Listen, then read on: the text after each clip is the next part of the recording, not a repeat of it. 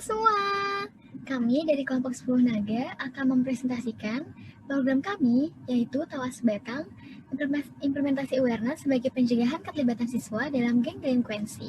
Bagian pertama yaitu latar belakang. Nah, di sini dijelaskan dalam pencarian jati diri, remaja cenderung beradaptasi menyesuaikan diri dengan lingkungan. Nah, pada umumnya keterlibatan remaja dalam geng memiliki hubungan dengan sosialisasi di sekolah. Nah, Bowker and Klein tahun 1983 menjelaskan bahwa siswa yang memiliki harapan pendidikan rendah memiliki risiko keterlibatan ke dalam geng. Nah, keterlibatan remaja dalam geng di sekolah ini dapat memberikan dampak negatif untuk berperilaku delinkuen. Nah, perilaku delinkuen itu sangat memprihatinkan. Nah, alasan kami memilih subjek pendampingan yaitu tindakan yang dilakukan geng delinkuen merupakan tindakan yang dinilai tidak bermanfaat dan justru membawa dampak negatif. Nah, karena itu tim peneliti memiliki rencana aksi guna mengimplementasikan awareness terhadap bahaya kenakalan yang dilakukan oleh anggota geng, dan rencana ini didasarkan adanya indikasi dampak buruk di kemudian hari. Nah, metode pendampingan ini kita memakai Participatory Action Research atau PAR digunakan untuk membuat anak dampingan sebagai subjek penelitian. Nah, posisi peneliti ini lebih mengarah sebagai fasilitator untuk memberi jalan keluar dan merumuskan strategi yang nantinya dapat digunakan untuk mencari jalan keluar bersama-sama dengan subjek dampingan bagi permasalahan serupa yang dialaminya dan tetap melibatkan bimbingan konseling. Nah, ini dia langkah-langkah pendampingannya. Kita melakukan perencanaan, lalu pengumpulan dan analisis informasi, serta kita melakukan tindakan dari PAR itu sendiri. Lalu setelah itu kita akan merefleksikannya. Nah, pihak-pihak dan bentuk keterlibatannya. Nah, pihak-pihak di sini yaitu ada 3, tim peneliti, siswa, dan BK. Nah, peran tim peneliti ini dia mengumpulkan data, membuat desain aksi, pelaksana kegiatan pendampingan, juga pelaksana monitoring dan evaluasi. Nah, selanjutnya pihak yang kedua yaitu penyusun rencana, yaitu siswa, dia menyusun rencana aksi bersama, lalu pelaksana aksi perubahan perilaku di lingkungan. Lalu yang ketiga itu guru bimbingan konseling. Nah, guru bimbingan konseling ini memberi informasi terkait kenakalan di SMA 4 Depok dan pelaksanaan implementasi awareness. Nah, selanjutnya kondisi dampingan diharapkan di sini. Subjek dampingan akan memahami dan sadar bahwa tradisi geng delinkuensi dapat membahayakan mereka. Nah, terus terciptanya kegiatan yang Selanjutnya masuk ke dalam bab 2, bahasannya terkait kondisi awal dan gambaran SMA 4 Depok. Next. Pertama ada letak geografi kota tempat pendampingan, yakni SMA 4 Depok berada di cakupan wilayah Jabodetabek dan lebih spesifiknya berada di kota Depok, Provinsi Jawa Barat. SMA 4 Depok sendiri berada dalam cakupan wilayah Kecamatan Tapos yang berdekatan dengan Kecamatan Beji, Limo, Pancoran Mas, Sukmajaya, Cimanggis, dan Sawangan. Next. Untuk letak monografinya, SMA 4 Depok berada di atas tanah seluas 9.225 meter persegi dan memiliki 109 ruang kelas, 3 laboratorium, serta 1 perpustakaan.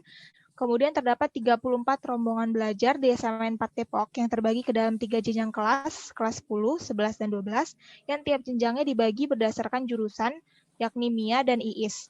Total peserta didik di SMA 4 Depok berjumlah 1.276 siswa, terdiri dari 551 siswa laki-laki dan 725 siswa perempuan. Sementara itu tercatat terdapat 52 guru yang bertugas di SMA 4 Depok. Fokus sumber daya dari penelitian ini yakni untuk mencegah keterlibatan siswa ke dalam geng delinkuan. Kemudian fokus sumber daya cenderung diarahkan kepada siswa-siswa yang belum pernah terlibat, dan fokus sumber daya juga terkait pencegahan tindakan geng delinkuan yang biasa dilakukan untuk tujuan penyambutan siswa baru dalam geng delinkuan setiap tahunnya. 3 ada proses pendampingan. Next.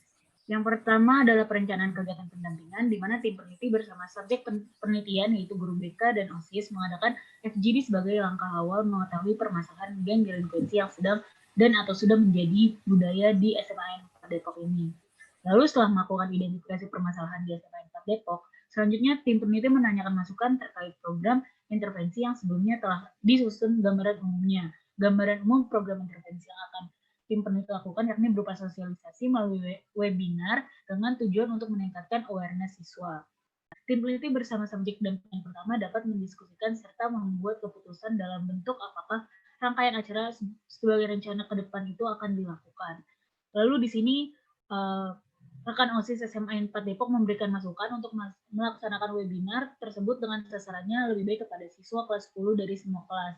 Ini dikarenakan berkaitan dengan upaya pemberian pemahaman kepada mereka sebagai siswa baru yang belum mengetahui bagaimana tindak delinkuan dan budaya geng yang ada di SMA 4 Depok. Di pelaksanaan kegiatan pendampingan, subjek pertama yaitu pendampingan kepada subjek OSIS dan bimbingan konseling atau BK dilakukan pada tanggal 11 November 2020 dengan dalam bentuk focus group discussion yang berlangsung selama 2 jam dari jam 2 sampai jam 4. Pelaksanaan FGD pertama ini direncanakan untuk diskusi antara tim peneliti, pihak OSIS selaku perwakilan siswa, dan BK selaku perwakilan sekolah.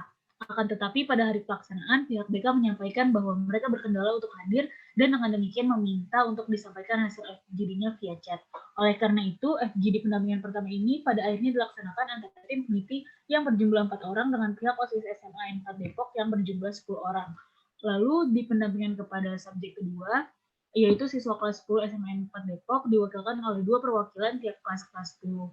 Pelaksanaan pendampingan ini berlangsung pada tanggal 11 Desember 2020 yang dilakukan juga dalam bentuk focus group discussion dengan sistematika diskusi tentang sejauh mana pemahaman siswa kelas 10 terkait geng delinkuensi. Setelah itu perwakilan OSIS yang diwakilkan oleh mantan ketua OSIS SMA 4 Depok periode 2019-2020 memaparkan materi tentang kondisi praktis dan permasalahan terkait geng delinkuensi yang ada di SMA 4 Depok.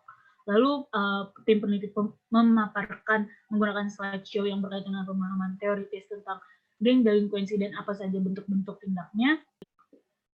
Terdapat kendala yang dihadapi oleh tim peneliti, yaitu dikarenakan adanya kondisi yang tidak memungkinkan bagi peneliti dan narasumber untuk bertemu tatap muka, maka melakukan penelitian aksi secara langsung dengan subjek penelitian. Selain itu, kendala yang dialami juga terkait dengan subjek pendamping pertama, yaitu guru BK SMA 4 Depok yang menjadi subjek pendamping kurang kooperatif dan kurang memahami secara mendalam terkait isu yang dibawakan. Strategi pemecahan permasalahan ada 3, yakni untuk mengatasi kesulitan koordinasi dengan stakeholder, maka peneliti memaksimalkan komunikasi dengan perwakilan dari OSIS dan MPK SMA 4 Depok.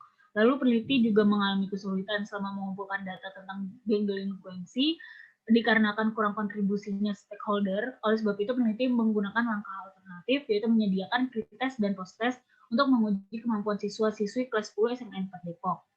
Dan yang ketiga adalah perihal pemecahan masalah yang terjadi, khususnya dalam konteks geng delinkuensi. Peneliti bersama stakeholder perwakilan OSIS dan MPK mendiskusikan dan menetapkan bagaimana cara meningkatkan awareness terhadap geng delinkuensi kepada semua siswa SMA 4 Depok.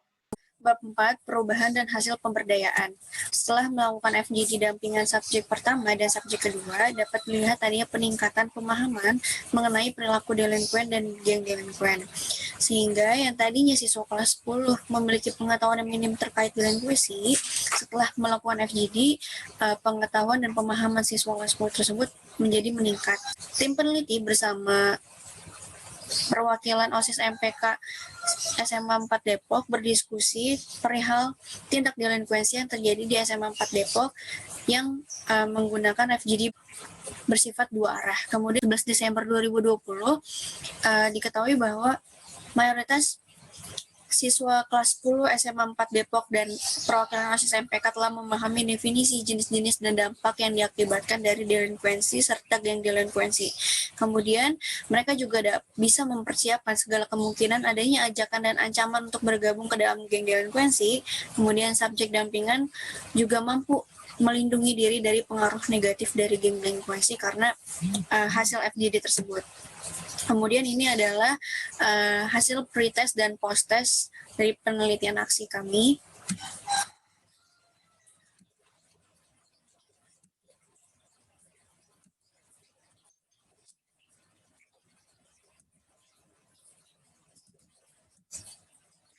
Secara singkat, pretest dan post-test ini dapat dilihat peningkatan adanya pemahaman mengenai delinkuensi dan geng delinkuensi itu sendiri. Bab 5, membahas terkait kesimpulan dan saran. Kesimpulan dari penelitian aksi yang sudah kita lakukan yakni bahwa ditemukan peningkatan pemahaman dan awareness yang mengacu pada hasil pretest dan posttest yang telah dilaksanakan dari pelaksanaan FGD. Dengan adanya FGD yang bersifat dua arah, maka terdapat keterlibatan dari subjek-subjek dampingan dalam mengidentifikasi masalah serta dalam mencari solusi. Sehingga FGD berjalan dengan diskusi secara aktif antara subjek dampingan dengan peneliti.